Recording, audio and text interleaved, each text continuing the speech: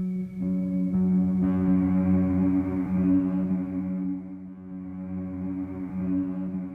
morning, everyone.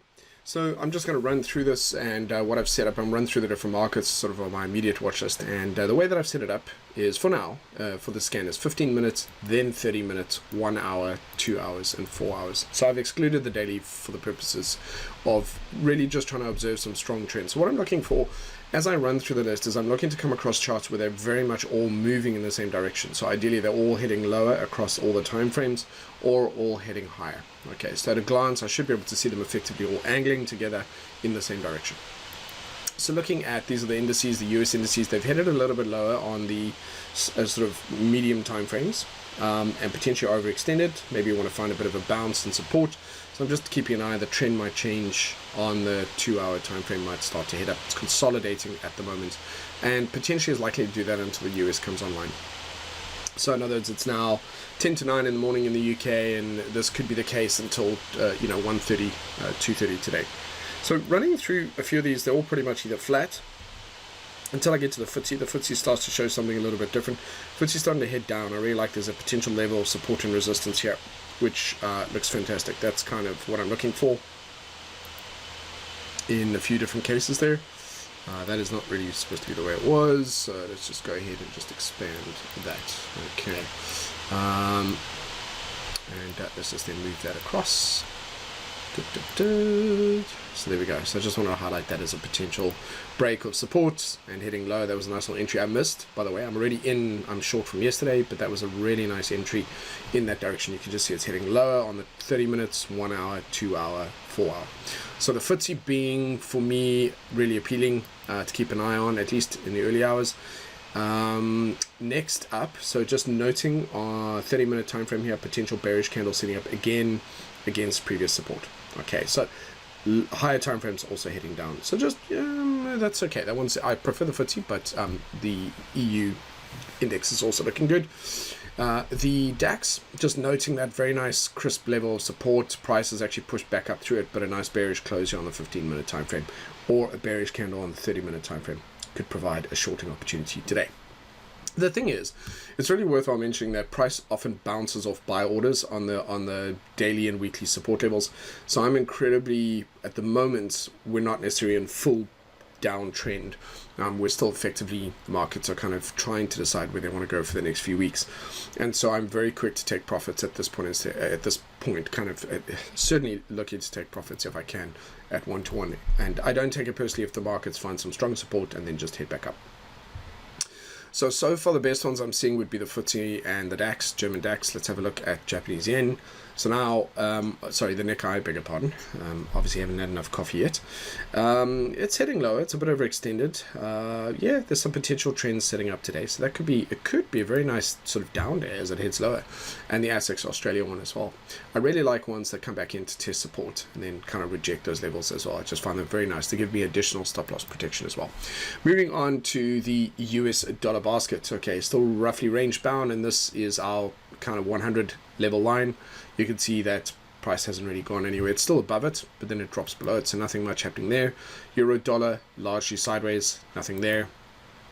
Cable, you can see the higher time frames or the medium term time frames drifting lower. So there we go, another 30-minute potential against support and resistance. That's a possibility there. Aussie dollar, not great, at least not on the very immediate time frames. Kiwi dollar, not ideal, at least not for the next couple of hours. Dollar yen, not offering any clear trend. This is drifting to the upside, bits of a choppy. Dollar Swissy, dollar CAD sideways. All right, so fine, nothing great there. Euro GBP, again, I'm starting by looking here. Is it, here you can see it's drifting to the upside on these time frames. It's encountering resistance right now and going sideways. So I'm going to pass on that immediately, at least for the next few hours. Euro Aussie, pass. Euro Kiwi, definitely pass at this point in time. Euro Yen, that's interesting. So almost immediately you can see there's a bit of a nice kind of a trend to the downside, potentially overextended on the 4 hours, but not ridiculous, certainly not on the 1 hour. But overall there's a flow to the downside. So Euro Yen certainly on my watch list. Euro Swissy, no. No, it just looks spiky. This is just a sign of a lack of liquidity, and there's just not a lot of active traders participating in that. EURCAD, no. So if you compare EURCAD, for example, to Euro Yen, there's a distinct shift in angle. Pound Aussie, no. Absolutely not. Pound Kiwi, no. The Euro Kiwi and Pound Kiwi look as though they're getting ready to start to head lower, but nothing happening right now. Then you get on to Pound Yen. There we go. Pound Yen starting to head lower. That could be a potential 1 hour short, possibly.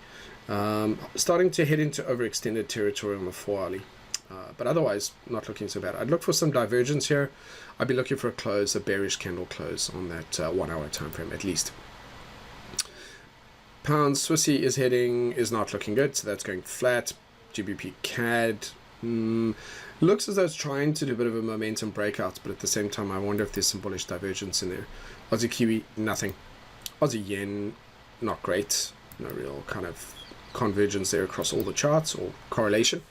This is just a mess. Aussie CAD is a mess. Kiwi Yen, nope. Looks like that's about to do a retracement on the higher time frames. Kiwi, oh, there we go. So there we go. Kiwi, Swissy Yen. So far we've seen Euro Yen, GBP Yen, and Swissy Yen all drifting lower. All right, so that's worthwhile keeping on my watch list then. Let's see if CAD Yen's the same. Angle on CAD Yen is not as bearish. So far Swissy Yen, Euro Yen, GBP Yen, CAD Swissy, no. Gold. Nothing with gold at the moment. You can just see just bumping its head there at 1.7, call it 1.715. Just strong at the moment, and a bit of rejection there. So no, I'll wait till that breaks out. Maybe a momentum breakout or a expansion opportunity on that above a break above that level. Oils, no, nothing on that. Let's have a look at, say, Bitcoin as well. Look at that, beautiful. So there we go. Immediately looking good. Bitcoin looking good for some opportunities there. Ether probably as well, but Bitcoin is cruising. Beautiful. I mean, that's absolutely it. So best ones for me so far this morning for the next 2 to 3 hours. Bitcoin, the yen crosses, that includes I beg your pardon, CAD Yen, Swissy Yen, GBP Yen, Euro Yen, and then I'm looking to go short potentially on the DAX, Euro Stocks and FTSE. And that's it. And hopefully that makes sense to you when you look at it through my eyes. Thank you very much.